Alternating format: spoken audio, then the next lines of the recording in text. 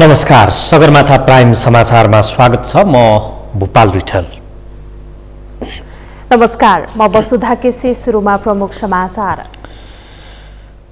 प्रतिनिधि सभा बैठक सूचना टाँगेर स्थगित। विपत्तिका बेला छलफल नगरी संसद स्थगित गरेको भन्दै कांग्रेस सभापति देउवाको विरोध।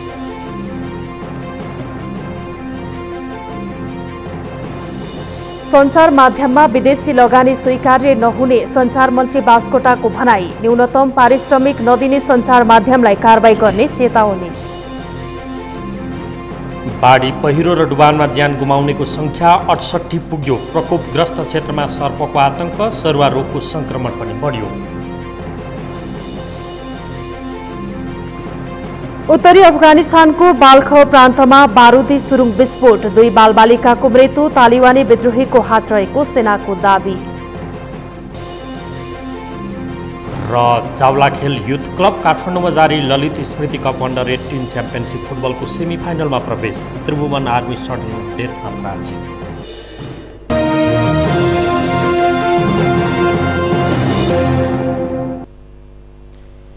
समाचार अब विस्तारमा।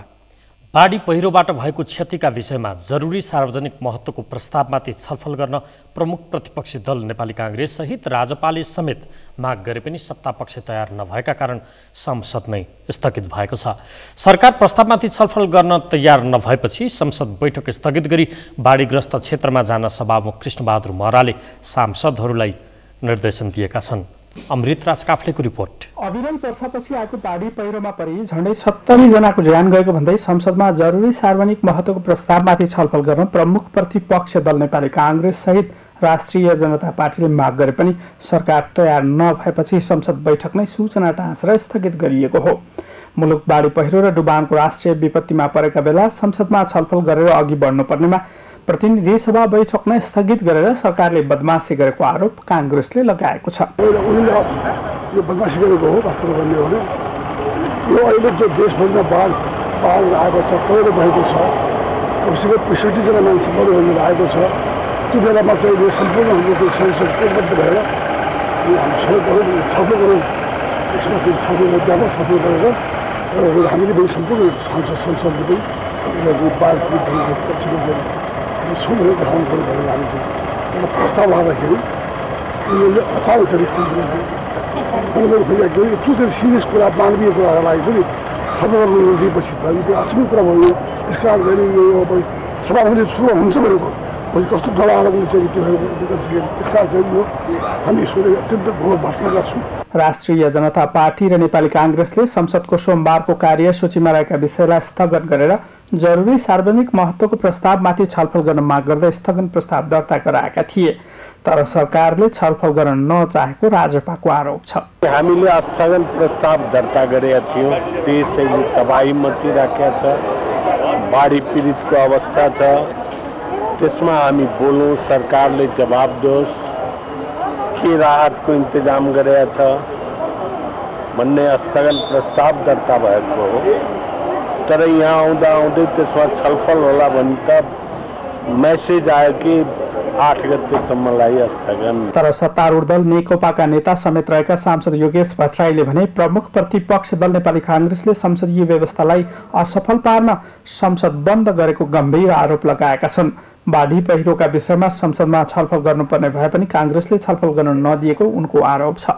तराई क्षेत्रको डुबानलाई खोल्नका निम्ति संयुक्त भारतसँग पहल गर्नुपर्ने, त्यसका निम्ति सरकारलाई हामीले ध्यानाकर्षण गर्नुपर्ने जस्ता ज्वलन्त मुद्दाहरू अहिले हाम्रो सामान्य छन्। यस्तो अवस्थामा संसदलाई बन्द गरेर जनताको ध्यान संसदभन्दा अन्यत्र मोड्ने, जनताको प्रतिनिधिमूलक संस्थालाई चाहिँ बदनाम गर्ने, त्यसलाई चल्न नदिने र संसदको अलोकप्रियता सिर्जना गर्ने र एउटा व्यवस्थामाथि नै गम्भीर प्रश्न खडा गर्ने जस्ता कतिपय जानेर नजानेर गल्तीहरू भएका छन्। हाम्रो प्रमुख प्रतिपक्षी दल नेपाली कांग्रेसले समेत त्यही व्यवहारलाई फेरि आज पनि निरन्तरता दिएको छ। संसदमा बाढी पहिरोको क्षति र उद्धारको अवस्थाका बारेमा सरकारका तर्फबाट गृहमन्त्रीले जानकारी गराउने तयारी भए पनि कांग्रेस र राजपाले जरुरी सार्वजनिक महत्त्वको प्रस्तावमाथि छलफल गरी त्यसपछि जवाब दिनुपर्ने माग गरे पनि सरकार तयार नभएपछि संसद बैठक नै स्थगित भएको हो। सदरमाथा टेलिभिजनका लागि क्यामेरामा केशव तिमिल सिन्हाका साथमा अपडेट राज काफले काठमाडौँ। हरेक वर्ष बाढी र पहिरोबाट ठूलो जनधनको क्षति हुँदै आएको छ। तर विपत्तिका बेला अनेक प्रतिबद्धता र अभियान चलाइए पनि सरकार र राजनैतिक दलहरू पटक पटक चुक्ने गरेका छन्। श्रीकृष्ण सुवेदीको रिपोर्ट। हरेक वर्ष जस्तै तराईका विभिन्न जिल्ला अहिले बाढी र डुबानको चपेटामा परेका छन्। पहाडी जिल्लामा पहिरो र कटानको समस्या चर्किएको छ। पछिल्लो एक साताको अवधिमा ठूलो जनधनको क्षति भएको छ। यसमा पनि सबैभन्दा बढी 2 नम्बर प्रदेशका जिल्लाहरू डुबानमा परेका छन्। तर बाढी र पहिरो प्रभावित जनता र क्षेत्रका लागि सरकारले विभिन्न कार्यक्रम घोषणा गरे पनि प्रभावहीन देखिएको छ। न सरकारी निकायको भूमिका प्रभावकारी छ, न राजनीतिक दलका नेता तथा कार्यकर्ता खटिएका छन्। जुन किसिमको भद्रगोल अवस्था छ त्यो चाहिँ नहुनु पर्ने हो। त्यसमा चाहिँ दोष भन्नेको वास्तवमा भन्नुहुन्छ भनेदेखि राज्यले लिनुपर्छ र राज्यले अहिलेसम्म कहाँ उसले एक्सक्युज पाइरहेको छ भनेदेखि यो देश अहिलेसम्म सङ्क्रमण कालबाट गुज्रेकोले मूल राजनीतिक समस्या नै हामी सल्टाउन पाएकोले समृद्धिको कुरा विकासको कुरा हामी लाग्न नसकेकोले यी सब कुरो क्षमता विकास गर्ने क्षमता जुन छ त्यो अभिवृद्धि गरेर त्यो गर्नुपर्ने कुरा भएकोले हामी गर्न नसकेको भनेर अहिलेसम्म एक्सक्युज पाएको छ। पूर्वाधार तथा योजनाविदहरूका अनुसार अस्थिर राजनीतिक नेतृत्वका कारण प्रभावित क्षेत्र लक्षित दीर्घकालीन योजना कार्यान्वयनमै समस्या पर्ने गरेको छ। त्यसैको परिणाम वर्ष तथा अवैज्ञानिक विकासको परिणाम अव्यवस्थित पूर्वाधारले ठूलो समस्या निम्ताइरहेको छ। पहाडी जिल्लामा अवैज्ञानिक सडक पूर्वाधारले पहिरोको जोखिम निम्ताए पनि तराईका जिल्लामा भने सीमा क्षेत्रमा भारतले बनाएको बाँध समस्या बन्ने गरेको छ, जसका निम्ति दोस्रो संविधान सभाले संसदीय अध्ययन समिति र प्रधानमन्त्री केपी शर्मा ओली दोस्रो पटक प्रधानमन्त्री भएपछि भारत भ्रमणको क्रममा प्रधानमन्त्री नरेन्द्र मोदीसँग समाधानको विषयमा प्रस्ताव राखेका थिए। सोही सहमति अनुसार संयुक्त प्राविधिक टोलीले तराई मधेसका डुबान क्षेत्रको स्थलगत अनुगमन गरी सुधार गर्नुपर्ने विषयमा प्रतिवेदन समेत तयार पारेको थियो। तर दुवै प्रतिवेदन अहिलेसम्म कार्यान्वयनमा आएको छैन। जुन संसदको काम गर्थ्यो संविधान सभाले त्यो यो विपद व्यवस्थापन सम्बन्धी हामीले नियम कानुन एउटा ठोस रूपमा त्यतिखेर बनाएका थियौँ, त्यसलाई कार्यान्वयनमा ल्यायो भनेदेखि र त्यस खालको संयन्त्र बनाउने संरचना बनाउने र मेन पावर भारतीय पक्षले सीमा क्षेत्रमा द्विपक्षीय सहमति विपरीत एकतर्फी रूपमा बनाएको पक्की संरचनाका कारण नेपाली भूमि र सयौं बस्ती डुबानमा पर्ने गरेको छ। तर पनि यसको दीर्घकालीन समाधानका लागि न सरकारले कूटनीतिक पहल गर्न सकेको छ, न राजनीतिक तहबाटै कुनै पहल भएको देखिन्छ। सगरमाथा टेलिभिजनका लागि क्यामेरा पर्सन सुरेन्द्र राउतका साथ श्रीकृष्ण सुवेदी, काठमाडौँ। सञ्चार तथा सूचना प्रविधि मन्त्री गोकुल प्रसाद बास्कोटाले सञ्चार माध्यममा विदेशी लगानी स्वीकार्य नहुने बताउनु भएको छ। सरकारका प्रवक्ता समेत रहनुभएका मन्त्री बास्कोटाले सरकारले सञ्चार माध्यममा विदेशी लगानी स्वीकार गर्ने नसक्ने प्रस्ट्याउनु भएको हो। आज काठमाडौँमा सञ्चार उद्यमीहरूसँगको अन्तर्क्रियामा उहाँले एउटै सञ्चार माध्यमलाई रेडियो, टिभी र एफएमहरूमा लगानी गर्न नदिने चेतावनी पनि दिनुभयो। उहाँले सञ्चार माध्यमहरूलाई आतंकवादी गतिविधिलाई हेर्ने दृष्टिकोण स्पष्ट पार्न पनि सचेत गराउनुभयो। केही दिन यता हिंसालाई प्रश्रय दिने खालका समाचार केही सञ्चार माध्यमहरूबाट आउन थालेकोमा मन्त्री बास्कोटाको आपत्ति छ।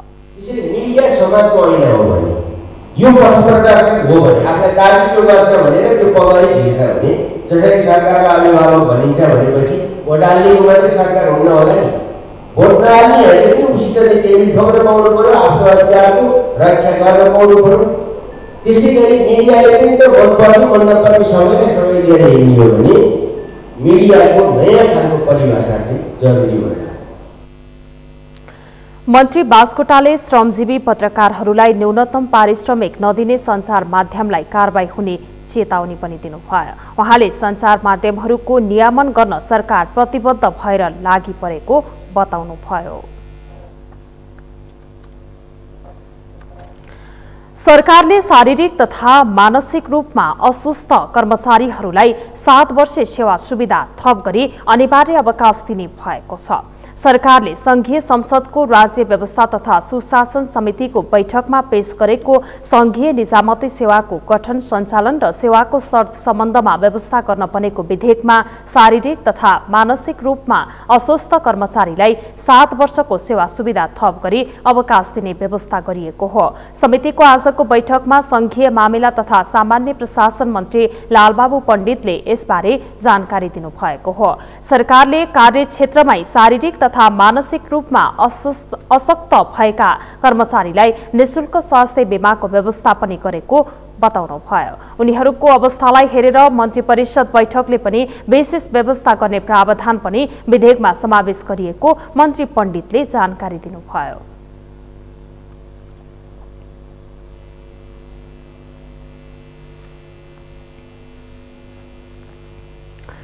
बैठकमा समितिका सदस्यहरूले सरकारले पेश गरेको विधेयकमा सहमति जनाएका छन्। प्रमुख प्रतिपक्षी दल नेपाली कांग्रेसकी सांसद डाक्टर डिला संग्रौलाले सरकारले ल्याएको विधेयकको प्रावधानमा आफ्नो पार्टी सहमत रहेको बताउनुभयो। सत्तारूढ नेकपाकी सांसद पम्फा भूषालले अशक्त कर्मचारीहरूलाई राज्यले सेवा सुविधा दिनुपर्ने भएकोले पनि सरकारले विधेयकमा ल्याएको सो प्रावधानको विपक्षमा उभिनुपर्ने कुनै कारण नरहेको बताउनुभयो। उहाँले निजामती कर्मचारीहरूलाई मात्र नभई राज्यले सामान्य नागरिकको पनि उपचारको जिम्मेवारी लिनुपर्ने पनि स्पष्ट पार्नुभयो। सांसद भूषालले निजामती कर्मचारीहरूले काम गर्न नसक्ने अवस्था आएमा उनीहरूलाई अवकाश लिने व्यवस्था गर्न उपयुक्त हुने धारणा पनि राख्नुभयो।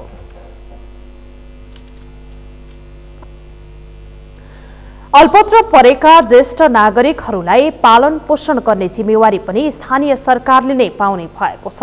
संघीय संसदको महिला तथा सामाजिक समितिको बैठकमा अल्पत्र परेका ज्येष्ठ नागरिकको पालन पोषण गर्ने जिम्मेवारी स्थानीय सरकारलाई दिने कानूनी व्यवस्था गर्ने सरकारको प्रस्तावमा सहमति जुटेको हो।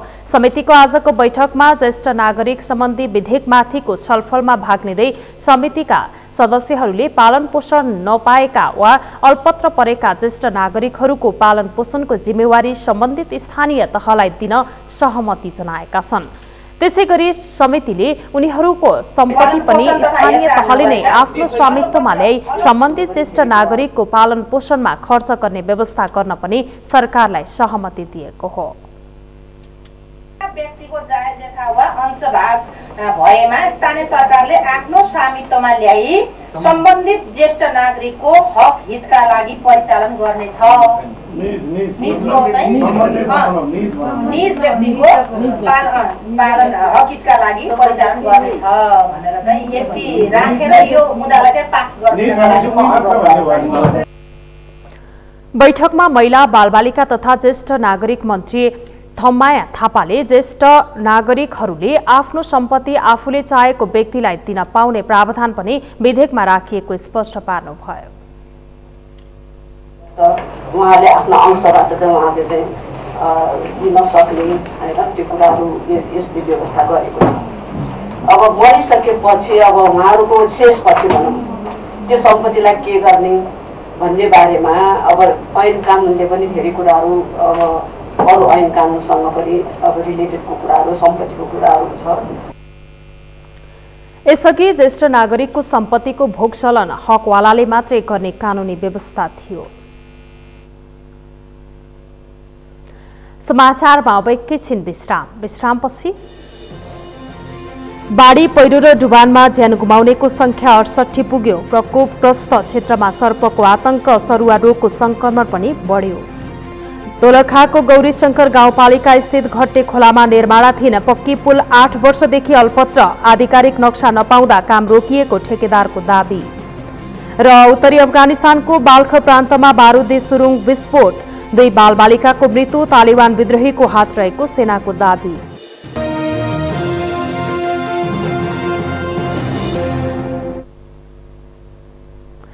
विश्रामपछि सगरमाथा प्राइम समाचारमा स्वागत छ। अब बाँकी समाचार। अविरल वर्षासँगै आएको बाढी र पहिरोमा परि मृत्यु हुनेहरूको संख्या 68 पुगेको छ। प्रहरी तथ्याङ्क अनुसार 68 जनाको मृत्यु भएको नेपाल प्रहरीले जानकारी दिएको हो। मृत्यु हुनेहरूमा 41 पुरुष र 27 महिला छन्। बाढी पहिरोमा परि 38 जना घाइते भएका छन्, जसमध्ये महिला 17 र 21 पुरुष रहेका छन्। त्यस्तै 30 भन्दा बढी बेपत्ता भएका छन् भने 1446 जनाको सकुशल उद्धार गरिएको छ। अविरल वर्षासँगै आएको बाढी र पहिरोले देशभरको जनजीवन प्रभावित भएको छ। सयौं बस्ती डुबानमा परेका छन्। सडकहरू भत्किएर यातायात आवागमन पनि प्रभावित भएको छ। 14 जिल्लाका सडकहरूमा क्षति पुगेको प्रहरीको तथ्याङ्क छ। मनसुनको सुरुवातसँगै मुलुकभर बाढी पहिरो र डुबानको चपेटा परेको छ। यति बेला सरुवा रोगको संक्रमण पनि बढेको छ। बर्खायामको सुरुवातसँगै दूषित पिउने पानी, खानपान र लामखुट्टेको टोकाइका कारण झाडापखाला, आउँ, टाइफाइड, कालाजार तथा डेङ्गु जस्ता रोगका बिरामी उपचारका लागि आउन थालेका छन्। शान्ता दनुवारको रिपोर्ट। उपत्यका लगायत तराईका अधिकांश ठाउँहरूमा बाढी पहिरो र डुबानका कारण जनजीवन प्रभावित भइरहेको छ, जसका कारण यति बेला नेपालीहरू विभिन्न सर्वा रोगको संक्रमणबाट पनि पीडित भएका छन्। बाढी पहिरो र डुबान प्रभावितमा फैलने संक्रमणसँगै खानेपानी, खानपान र लामखुट्टेको टोकाइबाट झाडापखाला, आउँ, टाइफाइड, कालाजार तथा डेङ्गु जस्ता संक्रमणमा परेका बिरामी अस्पताल भर्ना हुने क्रम पनि बढेको छ। गर्मी मौसममा सबैभन्दा बढी भाइरल ज्वरो, झाडापखाला, आँखा तथा छाला सम्बन्धी रोगका बिरामीको संख्या थपिने गरेका छन्। हावापानी र खानपानका कारण लाग्ने रोगबाट बस्न सचेत हुनका साथै सरसफाई र खानपानमा विशेष ध्यान दिनुपर्ने चिकित्सकहरूको सुझाव छ। खास गरी चाहिँ अब खानपान नै कुरा हो। खास गरी यो र त्यो सँगसँगै हावाबाट सर्ने रोग पनि भन्ने कुरा छ, किनभने खोकीहरू लाग्ने बिरामीहरू पनि छन्। र गर्मी महिनामा जस्तो दादुरा, ठेउलाहरूको कुराहरू पनि छ, जुन अब विश्वमा अहिले धेरै चर्चित भएको छ। यो जुन दादुरा कुराहरू यो खोकेर पनि सर्ने रोग हो। यिनीहरू चाहिँ हावाबाट सर्ने रोगहरू हो। र अहिले चाहिँ यो विभिन्न जुन अब बाहिर हामी खाना खान्छौँ, जुन त्यो सफा नहुनसक्छ र शुद्ध सफा खानेकुराहरू यदि हामीले खाएको छैन भने त्यसबाट जन्डिस पनि हुनसक्छ, त्यसबाट टाइफाइड लगायत ज्वरोका अरू कारणहरू पनि हुनसक्छ।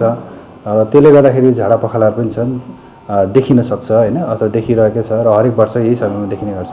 वर्षायाममा बाढीसँगै आएको फोहोर पानीले छालाको एलर्जी, हेपाटाइटिस ए र ई, आँखा सम्बन्धी रोग र शरीर चिलाउने समस्या देखिने गरेका छन्। पानी रहने बित्तिकै काठमाडौँ उपत्यकामा धुवाँ धुलोको मात्रा बढ्ने भएकाले श्वास प्रश्वास र फोक्सो संक्रमण हुने बिरामी पनि बढ्दो छन्। गर्मीको कारणले हुने समस्या भनेको एउटा कुरा एलर्जी हो, है, छालामा हुने रोगहरू हुन्छ। दोस्रो कुरा चाहिँ एलर्जी हुँदाहुँदै हुने चाहिँ दमको रोगहरू हो। तेस्रो कुरा खानपानमा चाहिँ दूषित वातावरण भइदिएको हुनाले चाहिँ कच्चा पदार्थहरू खाने अथवा चाहिँ नपाकेको राम्रोसँग खाना खाने अथवा चाहिँ कन्टामिनेट भएको होइन दूषित खाने हुँदाखेरि चाहिँ पेटको समस्या हुने समस्या हुन्छ, झाडापखाला हुन्छ। र चौथो कुरा भनेको चाहिँ हाम्रो चाहिँ इन्फेक्सियस डिजिजहरू जस्तै मलेरिया भयो, कालाजार भयो, होइन, इन्सेफ्लाइटिस भयो, डेङ्गु भयो, यस्तो समस्याहरू हुन्छ। यसलाई रोकथाम गर्ने भनेकै सबभन्दा पहिला त वातावरण स्वच्छ हुनु पर्यो, खानपिन स्वच्छ हुनु पर्यो, होइन, र पानीको मात्रा प्रशस्त खानु पर्यो। गर्मी मौसममा मौसमी प्रकोपसँगै सडे गलेका खानेकुरा, फोहोर पानी, अस्वस्थकर बानी व्यवहारका कारण धेरै संक्रमण बढ्ने गरेको छ। त्यसको व्यवस्थापनका लागि सरसफाइमा ध्यान दिनु आवश्यक छ। आफ्नो वरपरको वातावरण र व्यक्तिगत सरसफाइमा ध्यान दिन सके मौसमी प्रकोपजन्य सर्वरोगबाट बस्न सकिन्छ। यसतर्फ सबै सचेत हुन आवश्यक छ। सगरमाथा टेलिभिजनका लागि क्यामेरामा उत्सव वाग्लेका साथ शान्ता दनुवार, काठमाडौँ। तराईका बाढी प्रभावित क्षेत्रमा सर्पको बिगबिगी बढेको छ। सर्पले डसेर सप्तरीको बाढी प्रभावित क्षेत्रमा एकै दिन 3 जना पीडित बनेका छन्। बाढीसँगै बगेर आउने सर्पले डस्दा आज तिलाठी कोइलाडी गाउँपालिका 1 का 50 वर्षीय रामकिशुन सदा, हनुमाननगर कंकालिनी नगरपालिका 7 का 62 वर्षीय प्रीतन मण्डल र राजविराज नगरपालिका 12 का 36 वर्षीय रामकुमार यादव बिरामी परेका हुन्। तीनैजनालाई अहिले उपचारका लागि सदरमुकाम राजविराज स्थित गजेन्द्र नारायण सिंह अस्पतालमा भर्ना गरिएको छ। अस्पतालको आकस्मिक कक्षका अहेब महानारायण यादवका अनुसार 5 दिनदेखिको लगातारको वर्षासँगै आएको बाढीले सर्प जमिनबाट बाहिर निस्कँदा सर्पदंशका घटना पनि ह्वात्तै बढेका छन्। अस्पतालका अनुसार 5 दिन यता मात्रै सर्पदंशका 44 जना बिरामी उपचारका लागि पुगेका छन्। अधिकांश बिरामी बाढी प्रभावित क्षेत्रका हुन्।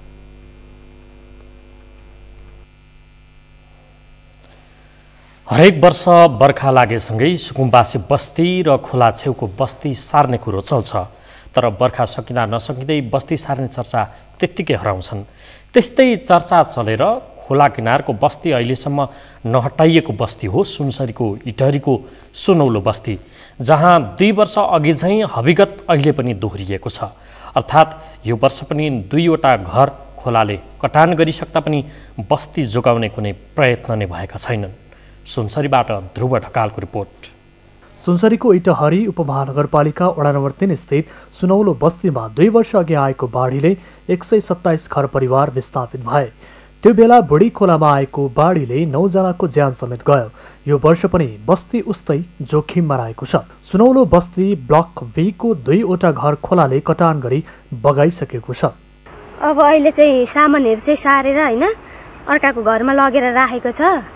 बस्ने तयारीको उयो नै छैन, त्यही भएर अहिले केही पनि गर्न सकेको छैन। पुरै बस्ती कटानको उच्च जोखिममा भएपछि अहिले छेउका घरका सामान सुरक्षित ठाउँमा सारिएको र घरहरू भत्काउन थालेको स्थानीय तीर्थदर्जी बताउँछन्। ठुलो बाढी आएको खण्डमा अब भाग्नु नै पर्ने अवस्था हुन्छ। यहाँबाट त अब अरू त उपाय त केही नै हुँदैन। जति भएको सामानहरू हामीले अब साइट लगाउँदैछौँ अहिले। अब यहाँ वरिपरिका घरहरू अब सबै भत्काउने नै हामी प्रोसेसमा छौँ अहिले चाहिँ। यस्तै सुनौलो बस्ती ब्लक ए मा पनि बाढीले कटान सुरु गरेको छ। बाढीले कटान गर्दा जाली लड्न थालेपछि स्थानीयवासी त्रसित बनेका छन्। 2 दिनसम्म बाढी आएकोले होइन अब हाम्रो अस्ति लगाएको जालीहरू पनि अब धेरै नै लच्किए, पल्टिने सम्भावना छ। त्यस्तै भइरहेछ। अब अझै आउन बाँकी नै छ बाढीहरू। अब यो आउने दिनहरू के गर्ने, कटान चाहिँ यही हो होइन। तलतिर पनि अब अलिकति जाली नाग्नै आँटेको थियो पानीले। वर्षेनी ठुलो मानवीय र भौतिक क्षति बेहोर्दै आएका यहाँका बासिन्दाले क्षति हुन नदिन प्रभावकारी काम नभएको गुनासो गरेका छन्। बाढी आएको बेला भाग्नु बाहेक अन्य तयारी केही नभएको उनीहरू बताउँछन्। उनीहरूले खोलामा तारजाली लगायतका काम गर्नुपर्ने माग राख्दै आएका छन्। विगत वर्षदेखि नै सुरक्षित स्थानमा सार्नका लागि माग गरेको भए पनि चासो नदिएको स्थानीयवासीको गुनासो छ। बस्ती जोगाउन स्थानीय स्तरबाट पहल गरे पनि बस्ती सुरक्षित स्थानमा सार्ने प्रयास आफूहरूको क्षमताभन्दा बाहिरको विषय भएको जनप्रतिनिधिहरू बताउँछन्। जोखिम त लगभग अब खोलाको किनारमा बहुतै ठुलो जोखिम छ। अब त्यसको पूर्व तयारी हामीले नगरपालिकासँग समन्वय गरेर प्रहरीसँग समन्वय गरेर गरिरहेका छौँ। जुन बस्ती बसिरहेको छ त्यो बस्ती ओरसम्म चाहिँ के छ भने मोरङको जग्गा परेको हुनाले अनि हामीले नगरपालिकामा गएर मेयर साहबसँग रामचन्द्र सरसँग समन्वय गर्दाखेरि त्यो नहुने अवस्था भएर हामीले त्यो बस्ती बनाउन सकेनौँ। र जग्गा स्थानान्तरण गर्ने कुरामा चाहिँ वर्ल्ड ब्याङ्कबाट पनि आउनुभएको थियो, यो बस्ती यहाँबाट हटाउनै पर्छ भन्नुभयो। अब हामी वार्डले चाहिँ यसमा पहल मात्रै गरिरहेछौँ, त्यहाँभन्दा उपाय छैन हामीसँग। हामीले अब मेयर साहबसँग कुरा गरिरहेछौँ। अब स्थानान्तरण गर्ने कुरामा चाहिँ यो ठुलो कुरो हो। त्यो हुँदा अब मेयर साहबहरूले के भन्नुहुन्छ, अब नगर कार्यपालिकाले जे भन्छ त्यो अनुसारले गर्ने हो हामीले।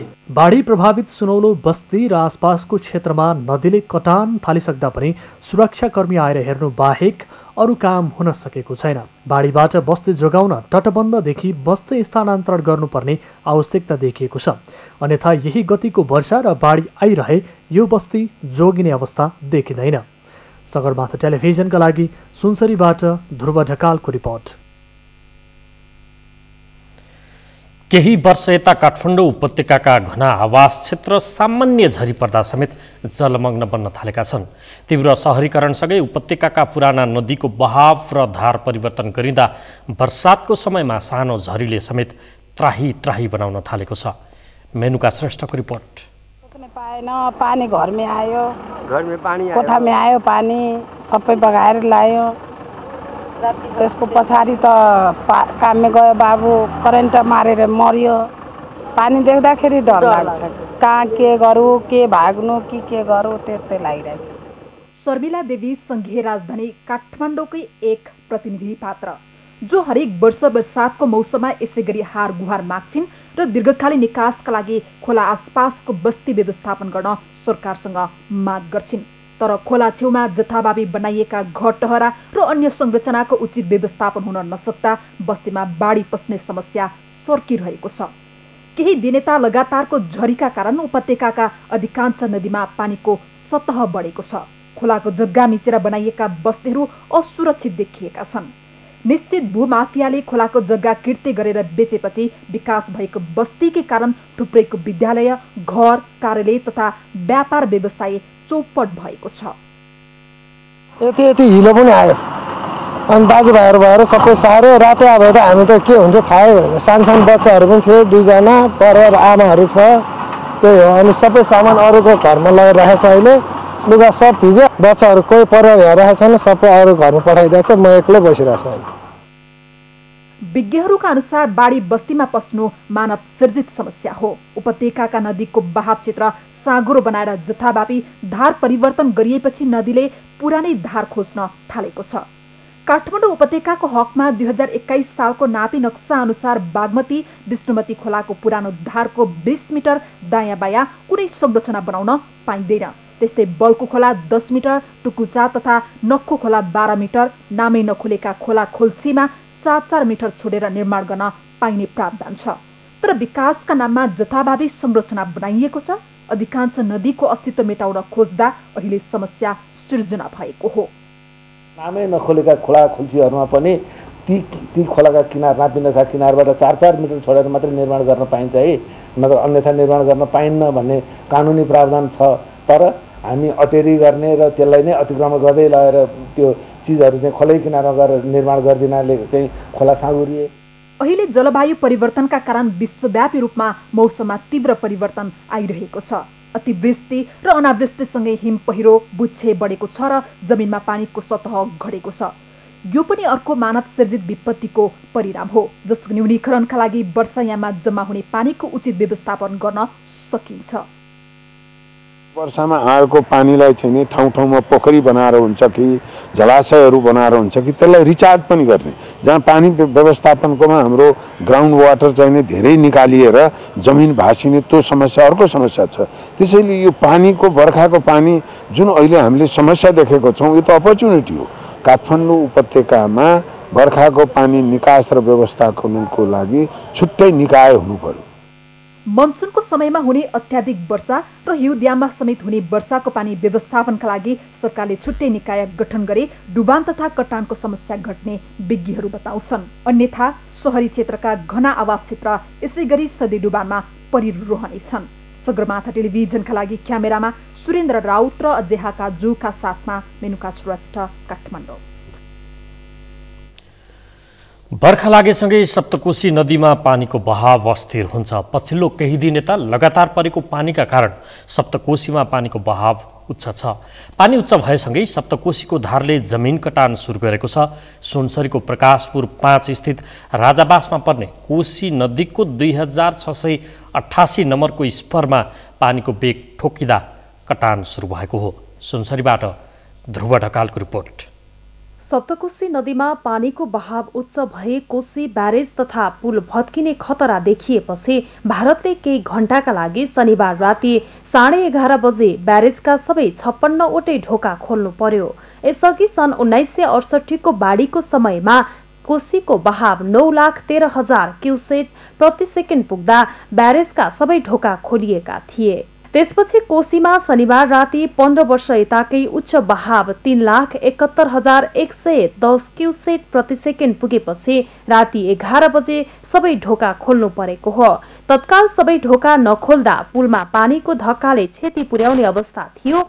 एकतर्फी रूपमा ब्यारेजको ढोका खोल्ने र बन्द गर्ने भारतीय पक्षले पानीको बहावमा कमी आउनासाथ 25 वटा ढोका राति नै बन्द गर्यो। नेपालको भूमिमा रहेको कोशी ब्यारेजको कन्ट्रोल रुम भारतीय अधिकारीको नियन्त्रणमा रहन्छ र ढोका खोल्ने अथवा बन्द गर्ने आदेश बिहारको वीरपुरबाट आउने गरेको छ।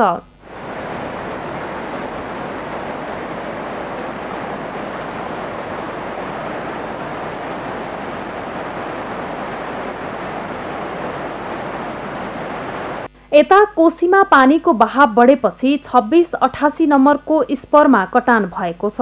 स्पर सुरक्षाको लागि बनाइएको तटबन्ध पटक पटक बगाएपछि अहिले 2688 नम्बरको स्पर जोखिमपूर्ण बनेको छ। अहिले यो स्पर मर्मतको काम भइरहेको छ। सप्तकोशी नदी आसपास क्षेत्रमा स्परको मर्मत तथा पुनर्निर्माणको जिम्मा पनि भारत सरकारको हो। तर भारत सरकारले समयमै नदी सतहमा थुप्रिएको बालुवा सफा नगर्दा पानीको बहाव क्षेत्र साँघुरिएको छ। बालुवाकै कारण अहिले 2640 नम्बरको स्परको पानी 2688 नम्बरको स्परमा ठोकिएर बग्ने गरेको छ। अहिले स्पर कमजोर भएकोले पानीको वेगले उक्त स्परमा क्षति पुर्याएको र 15 मिटर लामो तटबन्ध कटान भएको अवस्था छ। कोशी नियन्त्रणमा भारतीय सरकारले ठेकेदार मार्फत काम गरिरहेको भए पनि कटान नियन्त्रणमा गम्भीर नबन्दा नेपाली जमिन तथा बस्ती असुरक्षित बनेको छ। भारतीय पक्षको लापरवाहीका कारण कोशीको बहावले सुनसरीको इनरुवा पश्चिम क्षेत्रमा ठूलो क्षति पुर्याएको छ। सगरमाथा टेलिभिजनका लागि सुनसरीबाट ध्रुव ढकालको रिपोर्ट। दोलखाको गौरीशंकर गाउँपालिका स्थित घट्टे खोलामा निर्माणाधीन पक्की पुल 8 वर्षदेखि अलपत्र छ। 2068 साल असार 29 गते भएको ठेक्का सम्झौतामा यो पुल 2 वर्षभित्र हस्तान्तरण भइसक्नुपर्ने शर्त राखिएको छ। तर सम्झौताको म्याद सकिएकै 6 वर्ष बिते पनि ठेकेदारले काम सक्न चासो दिएको छैन। दोलखाबाट कैलाश लामाको रिपोर्ट।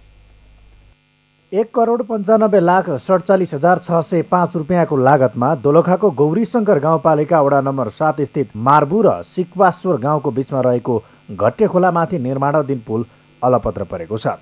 60 मिटर लम्बाइ र 7.50 मिटर चौडाइको पक्की पुल निर्माण सुरु भएको 8 वर्ष बितेको छ। तर निर्माण सुरु भएको 8 वर्षसम्म पनि पुल अलपत्र छ। वर्षायाममा तीव्र बेगका साथ बाढी आउने ठाडो खोलामा समयमै पक्की पुल नबन्दा सर्वसाधारण जोखिम मोल्न बाध्य छन्। मान्छेहरू प्राय चाहिँ मान्छेहरू आवतजात गरेर तल एउटा तपाईँको झोलुङ्गे पुल छ, त्यसबाट जानुपर्ने हुन्छ। त्यो अलिक गाह्रो पनि छ त्यो झोलुङ्गे पुल। त्यसपछि माथि भिरको बाटोबाट हिँड्नुपर्ने छ। बर्खायाममा पुल नहुँदाखेरि त सामान्य अब अलिकति पानी तर्न सक्ने अवस्थामा सामान्य गाडीहरू यसो क्रस गर्छन्। पानी बर्खायाममा बढिसकेपछि त त्यस्तो जान आवतजात गर्ने गाह्रो अवस्था छ। यो पुल निर्माण सम्झौता भएपछि सडक डिभिजन कार्यालय चरीकोटमा 7 जना प्रमुख फेरिएका छन्। ठेकेदार कम्पनीले सुरुवाती चरणमा मार्बु गाउँतर्फको खोला किनारमा एउटा मात्र एबुटमेन्ट बनाएको र 2070 साल फागुन 29 गते 38,50,917 रुपियाँ 64 पैसा भुक्तानी लिइसकेको छ। नियमित काम नभएकाले उक्त एबुटमेन्ट समेत बाढीले पुरिएको छ र ठेकेदार सम्पर्क बाहिर छन्। पूर्वाधार निर्माणको काम नै नभई जताभावी ठेकेदारलाई भुक्तानी दिएकाले निर्माणमा थप समस्या परेको स्थानीयको आरोप छ। यो पुल नबनेर हामीलाई धेरै दुःख भएको छ। हामी यो पुल अब यो भन्दाखेरि 4-5 वर्ष अगाडि एउटा ठेकेदारले गरेको थियो, त्यो भलबाढीले लैसकेपछि अहिलेसम्म बनेको छैन। अहिलेसम्म हामीलाई यहाँ बर्खा बेलामा हिँड्नुलाई एकदम कठिनाइ छ। मार्बुदेखि सिक्वाश्वरसम्म जोड्ने पुल हो, त्यही भएर कारणले गर्दाखेरि नबन्दाखेरि यहाँका सिक्वाश्वरको र मार्बुको मान्छेहरू आवत जावत गर्नको लागि बर्खा बेलामा धेरै गाह्रो छ यो पुल नबनेको कारणले। पुलको एउटा एबुटमेन्ट समेत राम्रोसँग नबनेको अवस्थामा ठेकेदारलाई के आधारमा त्यति ठुलो रकम भुक्तानी दियो भन्ने आशंका उब्जे पनि डिभिजन सडक कार्यालयले स्पष्ट जवाब दिएको छैन। मार्बु सिक्पासोर कोप्लाङ र चोकुम हुँदै प्रसिद्ध छोरोल्पा तालसम्म पुग्न सकिने यो सडकमा पुल नबन्दा दोलखाको पर्यटन क्षेत्रमा समेत असर पुगेको छ। वर्षायाममा खोलाबाट सवारी साधन आवत जावत गर्न जोखिम हुन्छ। यता काम अलपत्र छाडेको ठेकेदार कम्पनीका प्रतिनिधि भने पुल निर्माण नहुनुमा सडक डिभिजन कार्यालय जिम्मेवार रहेको दावी गर्छन्। समस्या त अब त्यहाँ काम गरेको पैसा अहिलेसम्म पाइएको छैन। काम गरेको त्यो एडभर्टिजमेन्ट एकपट्टिको एडभर्टिजमेन्ट सबै तयार गरेर भुक्तानी पनि पाएको छैन। अब ड्राइङ एप्रुभ आएपछि र म्याद तत्काल थप्यो भने तत्काल काम 6 महिनाभित्र काम सक्नु सकिन्छ। पुल निर्माणका निम्ति आधिकारिक नक्सा उपलब्ध गराउन पटक पटक सडक डिभिजन कार्यालयमा निवेदन दिए पनि आधिकारिक नक्सा उपलब्ध नगरेकाले काम रोकिएको ठेकेदारको दाबी छ। तर सडक डिभिजन कार्यालयले ठेकेदारको आरोप खण्डन गर्दै अहिले सहमतिमा ल्याएर काम अघि बढाउने प्रयास भइरहेको जनाएको छ। हामीले उसलाई फकाइफुलाई काम गराउन खोज्यौँ, अहिले पनि आज पनि खोज्यौँ, बिहान पनि फोन गऱ्यौँ। हामीले टाइम लाग्छ भनेर हामीले उनीबाटै गराउन खोजेँ होइन। उनको पुरानो रेट कम छ, नेपाल सरकारलाई कम हानि नोक्सानी हुन्छ, त्यस कारण मैले उनीबाट गराउन खोजेँ। गऱ्यो भने राम्रो हो, अब गरेन भने पनि हामी चुप लागेर बस्दैनौँ, ठेका तोड्छौँ। असाढभित्रमा हामी ठेका तोड्ने प्रक्रिया अगाडि बढाउँछौँ। यहाँलाई वर्षौंसम्म ठेकेदारले पुल नबनाएपछि मारुबुमा निर्माणाधीन जलविद्युत आयोजनाको संयुक्त पहलमा 1 महिना अघि घट्टे खोलामा अस्थायी पुल हालिएको छ। तर उक्त पुल सुरक्षाका दृष्टिले जोखिमयुक्त मानिएको छ।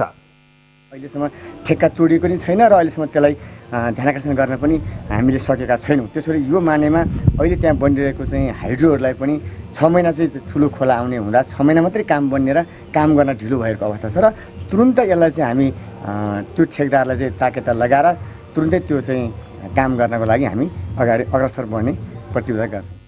हाइड्रोजोनको रूपमा परिचित दोलखाको गौरी शङ्कर गाउँपालिका अधिकांश खोलामा बेली ब्रिजले काम चलाउनु र निर्माणाधीन पक्की पुल पनि समयमै सम्पन्न नहुनुले जिल्लाको पर्यटन, जडीबुटी प्रवर्धन र निर्माणाधीन हाइड्रो पावरको निर्माणमा समस्या परेको छ।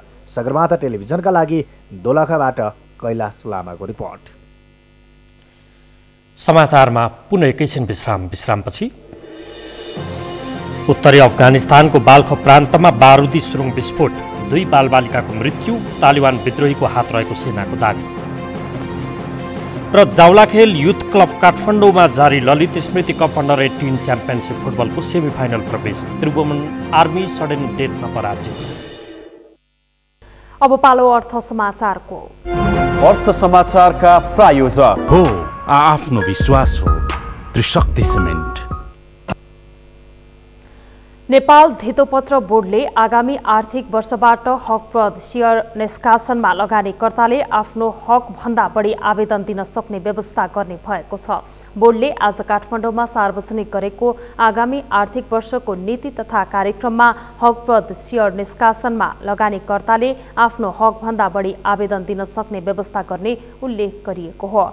लगानीकर्ताहरूको हकलाई ध्यानमा राखेर सो प्रावधान राखेर अघि बढ्ने गरी नीति तथा कार्यक्रम सार्वजनिक गरिएको बोर्डका अध्यक्ष डाक्टर रेवत बहादुर कार्कीले जानकारी दिनुभयो। त्यसैगरी बोर्डले गत आर्थिक वर्षबाट सुरु भएको एक नेपाली एक डिम्याट खाता सम्बन्धी नीतिलाई पनि प्रभावकारी बनाउने कार्यक्रम तय गरेको छ। बोर्डका अध्यक्ष कार्कीले 50 करोड वा सो भन्दा माथिका र 1 अर्ब वा सो भन्दा बढीको पुँजीमा स्थापित उत्पादनमूलक कम्पनीहरूलाई धितोपत्र बजारमा भित्र्याउन सहजीकरण गर्ने योजना पनि अघि सारेका छन्।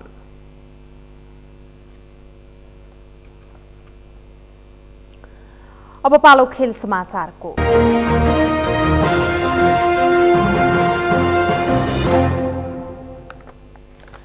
जावला खेल युथ क्लब काठमाडौँमा जारी ललित स्मृति कप अन्डर 18 च्याम्पियनसिप फुटबलको सेमिफाइनलमा प्रवेश गरेको छ। सातोबाटो स्थित एन्फा कम्प्लेक्सको मैदानमा आज भएको क्वार्टर फाइनलमा त्रिभुवन आर्मी क्लबलाई सडन डेथमा 4-3 गोल अन्तरले पराजित गर्दै जावला खेल अन्तिम 4मा पुगेको हो। 2 पटकको च्याम्पियन आर्मी भने प्रतियोगिताबाट बाहिरिएको छ। खेलको निर्धारित समय गोलरहित बराबरीमा सकिएपछि खेल पेनाल्टी सुटआउटमा धकेलिएको थियो। पेनाल्टीमा पनि दुवै टोलीको समान 3-3 गोलको बराबरी भएपछि खेल सडन डेथमा पुगेको थियो। तर सडन डेथमा जावला खेलका राम गुरुङले विजयी गोल गर्दै जित सुनिश्चित गरेका हुन्। समूह चरणमा आर्मी समूह बी को विजेता बनेको थियो। जावला खेल भने समूह सीबाट उत्कृष्ट तेस्रोमा पर्दै क्वार्टर फाइनल पुगेको थियो। अब जावला खेलले फाइनल प्रवेशका लागि नेपाल पुलिस र मछिन्द्र क्लब बीचको विजेतासँग खेल्नेछ। एन्फाका पूर्व उपाध्यक्ष ललित कृष्ण श्रेष्ठको स्मृतिमा अखिल नेपाल फुटबल संघ एन्फाले आयोजना गरेको प्रतियोगिताको विजेताले 3 लाख रुपैयाँ प्राप्त गर्नेछन्। उपविजेताले भने 1,50,000 रुपैयाँ पाउनेछन्। यो सँगै हामी समाचारको अन्त्यमा छौं। अन्त्यमा प्रमुख समाचार पुनः एकपटक। प्रतिनिधि सभा बैठक सूचना टागेर स्थगित, विपत्तिका बेला छलफल नगरी संसद स्थगित गरेको भन्दै कांग्रेस सभापति देउवाको विरोध। सञ्चार माध्यममा विदेशी लगानी स्वीकार्य नहुने सञ्चार मन्त्री बास्कोटाको भनाई, न्यूनतम पारिश्रमिक नदिने सञ्चार माध्यमलाई कारबाही गर्ने चेतावनी। बाढी, पहिरो र डुबानमा ज्यान गुमाउनेको संख्या 68 पुग्यो। प्रकोपग्रस्त क्षेत्रमा सर्पको आतंक, सरुवा रोगको संक्रमण पनि बढ्यो। उत्तरी अफगानिस्तानको बाल्ख प्रान्तमा बारुदी सुरुङ विस्फोट, 2 बालबालिकाको मृत्यु, तालिबान विद्रोहीको हात रहेको सेनाको दावी। र जावलाखेल युथ क्लब काठमाडौँमा जारी ललित स्मृति कप अन्डर 18 च्याम्पियनसिप फुटबलको सेमी फाइनलमा प्रवेश। त्रिभुवन आर्मी सडन डेथमा पराजित। हौस् त सगरमाथा समाचार अहिलेलाई सकियो। तपाईँ समाचार बुलेटिनका साथै सगरमाथा टेलिभिजनका सम्पूर्ण कार्यक्रम www.sagarmatha.tv मा प्रत्यक्ष पढ्न र हेर्न सक्नुहुनेछ। साथै युट्युबमा youtube.com/sagarmatha TV नेपालमा पनि हेर्न सक्नुहुनेछ। मोबाइलमा प्ले स्टोर तथा एप स्टोरमा गई सगरमाथा टिभी एप डाउनलोड गरेर पनि हामीलाई प्रत्यक्ष हेर्न सक्नुहुनेछ। साथै तपाईँ हामीलाई फेसबुकमा facebook.com/STV नेपालमा फलो गर्न सक्नुहुनेछ। समाचारको शिखर, नेपालको गौरव, नेपालको पहिलो न्युज च्यानल सगरमाथा टेलिभिजन हेर्दै गर्नुहोला। नमस्कार।